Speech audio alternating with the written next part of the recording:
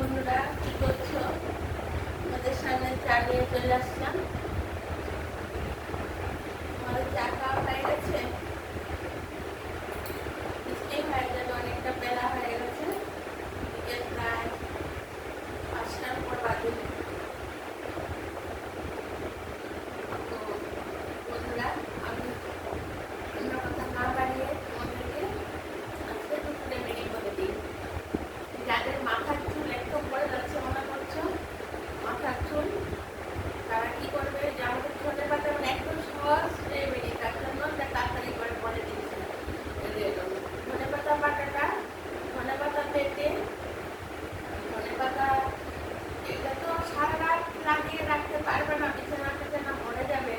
সারা রাত লাগিয়ে রাখা খুব ভালো, যতটা সময় তুমি পারো। সারা রাত তো পারবে না, তবে দিনের বেলায় মানে যতটুকু সময় পারো, অনেকটা সময় ধরে মানে 2 ঘন্টা 3 ঘন্টা, যদি না পারো কম সময়, মানে রেগুলার ট্রাই করো। আমাদের মানে যদি 5 দিন পারো 5 দিন, না পারলে 3 দিন।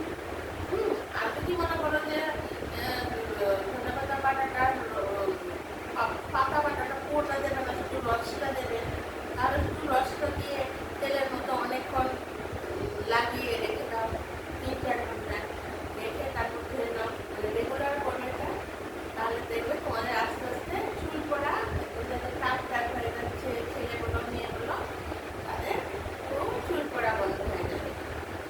বুঝতে পেরেছো? মানে ধনে পাতা বাটাটা চুলে লাগানো খুব ভালো। আর যতটা টাইম বেশি দেওয়া যাবে, সারা রাতও যদি মনে করো যে কারণ টাক হয়ে যাচ্ছে, সারা রাতও পুরোনো একটা বালিশের ওয়ার দিয়ে সেরকম প্রসেসে মাথাটা দিয়ে রাখতে পারবো। তেলের মতোটা দিয়ে মানে রসটাকে শুধু আচ্ছা পেটা ফেলে দেবে, রসটাকে শুধু ইউজ করবে, তাহলে খুবই ভালো চুল পড়বে। আর আরেকটা হয়েছে, আমাদের দাঁত হলদে হলদে হয়ে যায়, অনেকে দাঁতে দেখবে হলদে থাকে, বা বাচ্চারা চকলেট খেয়ে পোকা হয়ে যাচ্ছে, দাঁতের মধ্যে পাথর পাথর এরকম হয়ে যাচ্ছে। ওরা কি করবে? হলুদ নেবে 1 চামচ, তার মধ্যে 1 চিমটি নুন নেবে, আর লেবুর খোসাটা গ্রেট করে লেবুর খোসাটা নেবে। রসটাও নিলে খোসাটাও নেবে। খোসাটা মানে প্রচুর কাজ করে দাঁত খুলনের জন্য।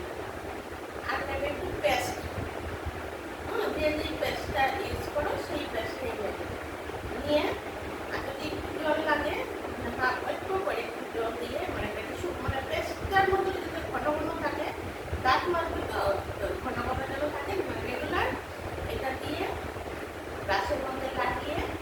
আর এই জিনিসটা কিন্তু যতটুকু পড়বে ততটুকু, এটা কিন্তু আর থাকবে না, পরের দিন এটা নষ্ট হয়ে যাবে। হলুদ, নুন, লেবুর খোসা বন্ধ হয়ে যাবে।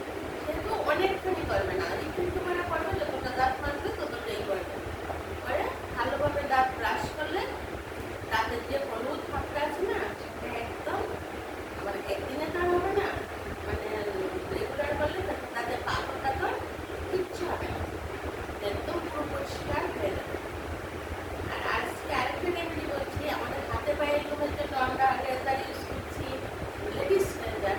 তারপরে আর কত কিছু করছি না, পার্লারে যাচ্ছি, আমার ক্রিম ইউজ করছি, একটু একটু এফেক্ট থাকে, শরীরের গাঁজার রং মধ্যে কালো কালো ভাব হয়ে যায়।